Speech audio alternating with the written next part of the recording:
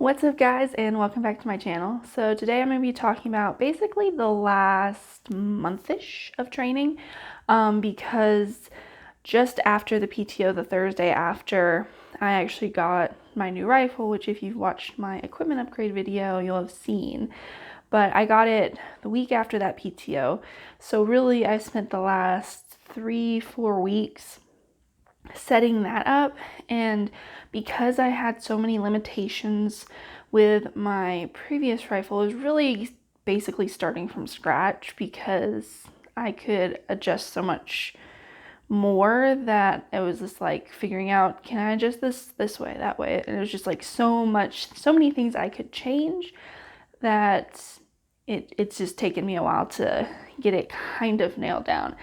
I think I'm pretty much to the point where I may make a few tweaks, but overall I think it's pretty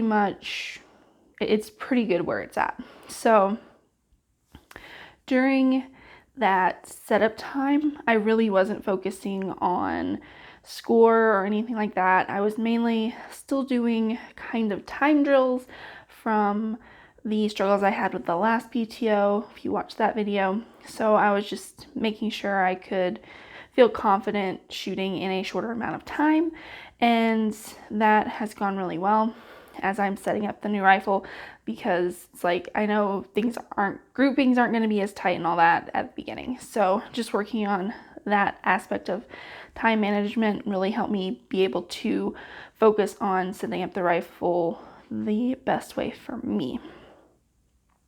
So the last few weeks have been just really interesting with all the changes I've made, and some of the interesting things that happened after I changed over rifles. One, I use a scat mainly for training, live fire and dry fire, and my time number, if you have a scat, actually dropped almost in half when I got my new rifle, which was just like a little bit frustrating because I'd been working on getting my times longer because I have a really quick holds on target anyway. So when I first switched over, I was averaging about 5 seconds on the time, and I dropped down to about 2.5, 3 seconds, which was just like, in a way it was good and bad because I felt like the sight picture looked good enough to where I was taking the shot, but I was also like, I know I need to have longer hold times in general because that means I have a solid position. I'm not just like popping off the trigger the first time I see it, and it's usually still not in the middle by the time the shot actually leaves the barrel. So that was a little bit frustrating the first couple of weeks. It's slowly been going back up. The last couple of practices I've actually gone up to 5.5, 6. And some of my like 10 strings have been averaging 7-ish seconds. So I've been really happy with how my times have been increasing on target. I'm aiming to be between 8 and 10, preferably. If I get around 8 in the next month, I'll be really happy with that. It really means my hold is looking better, and I'm feeling more comfortable staying on target longer, because before it was just like my hold was all over the place. Now it's definitely settling down. So that's one of the main things I've been looking at in terms of like statistics on like my scat.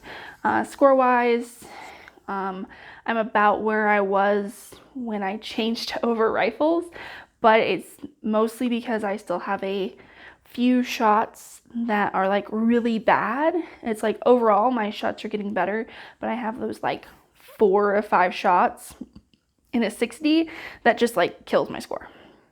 So working on like figuring out, it's mostly just like triggering or eye strain or stuff like that I'm still working on figuring out how that works, especially with the longer hold times. That's changing the dynamic of my shot process a little bit as well. So it's just those little things that are tweaking that once I get those nailed out, it's like my consistency will be much better and my scores will go up. So not too worried about that and looking forward to those changes. Looking forward to the next few weeks. I have another PTO in a few weeks, and then we have the Camp Perry Open in May, which will be fun. First time for me going to Perry, and will definitely be a fun match. Hopefully we find out about nationals soon. The last word I heard was August. I really hope it's not August. Anyone who's been to Benning in July knows that's miserable. August will be even worse, so we'll see how that goes. But thank you for watching. If you like following my journey, please subscribe and like this video. If you have any video suggestions, please leave them down below, and hope you guys have a great week.